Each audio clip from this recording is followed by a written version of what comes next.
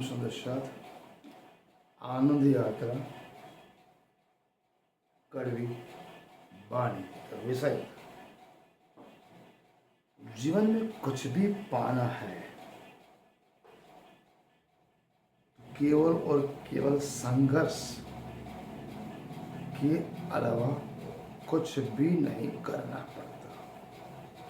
इसलिए कहते हैं इंसान को संघर्ष करने के लिए हर पल, हर घड़ी, हर क्षण मनुष्य एक एक श्वास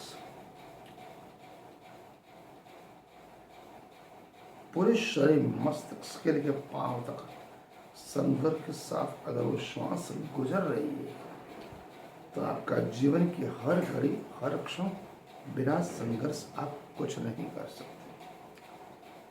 एक छोटा सा बच्चा माँ के गर्भ से पैदा होने के बाद जीवन भर जब तक संघर्ष नहीं करता वो जीवन में कुछ भी प्राप्त नहीं कर सकता।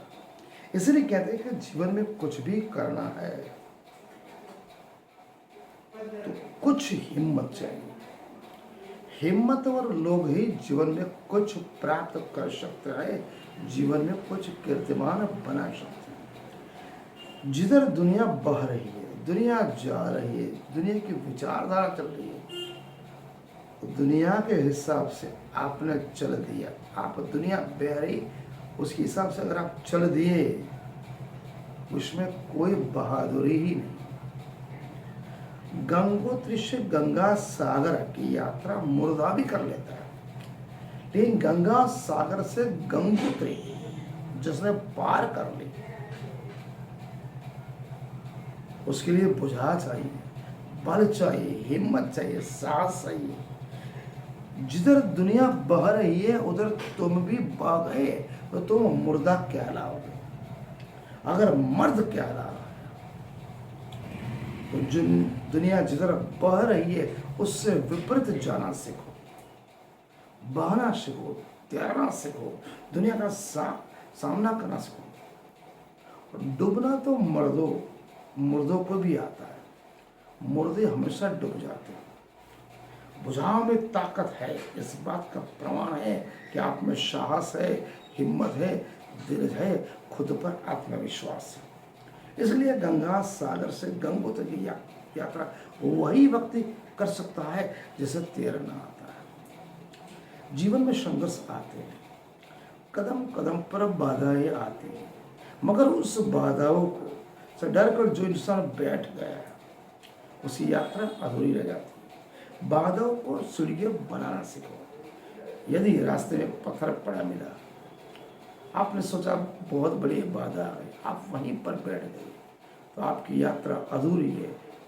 एक स्थिति ये बनती है।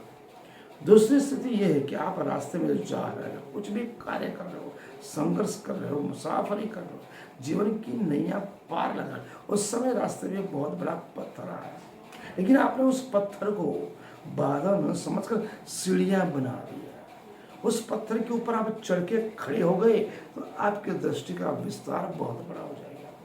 क्योंकि जिस भी इंसान है बाधा रूपी पत्थर को समझ पर वहीं पर बैठ गया तो उस व्यक्ति की ऊंचाई कम हो जाएगी, दृष्टि का विस्तार सिकुड़ जाएगा, छोटा हो जाएगा। लेकिन जो कोई भी मनुष्य उस बाधा रूपी पत्थर को सीढ़ियों बनाकर उसके ऊपर चढ़ जाता है तो अपने आप स्वतः उसकी ऊंचाई बड़ी हो जाती है। उसके हृदय, मन, तन, आत्मा में ऐसा विश्वास आ जाता है, उसकी दृष्टि विशाल विस्तार स्वरूप बना देती है और जीवन में कभी रुकने का नाम नहीं लेता।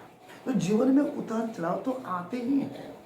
दुनिया में जितने भी महापुरुष हुए उसमें राम आए, कृष्ण आए, ऋषभदेव आए, महावीर आए, बुद्ध आए, स्वामी विवेकानंद आए, महात्मा गांधी जी आए, डॉक्टर बाबा साहब अम्बेडकर आए, छत्रपति शिवाजी आए, महाराणा प्रताप आए, रानी लक्ष्मीबाई आई, साथ महाराजा छत्रसाल भी आए, गुरु गोविंद सिंह भी आए, गुरु नानक देव जी भी आए, संत कबीर भी आए, संत तुदास, संत मीराबाई आई, नरसिंह मेहता भी आए। कितने के मैं नाम बोला, क्या उनके जीवन में कभी संघर्ष नहीं आया? उनका जीवन संपूर्ण जीवन संघर्ष से भरा था।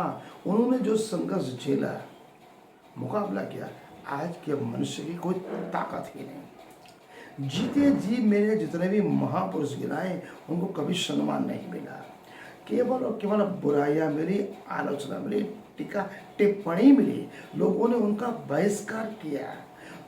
लेकिन आज दुनिया की दीवानी है। जीते जी किसी भी महापुरुष को कभी मान सम्मान नहीं मिलता।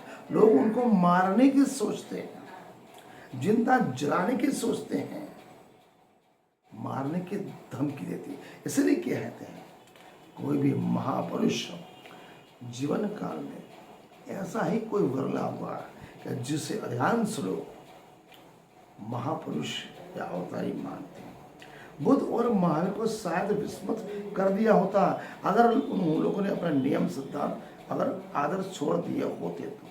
लेकिन उन्होंने उसी बुराइयों का, आलोचनाओं का, टिकाओं का शिकार होते हुए भी अपने नीति, नियम, सिद्धांत और आदर्श नहीं छोड़े। न छोड़े राम ने, न छोड़े कृष्ण ने, और मानव मात्र के लिए काम किया।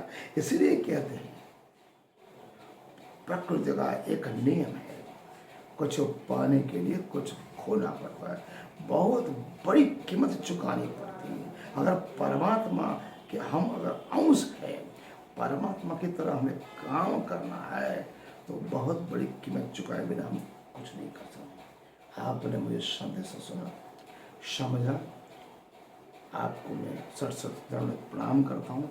मुझे सुने और साथ साथ चुने भी अन्य भक्तजनों के भी ये बातें पहुँचाई। खुदा का प्रणाम।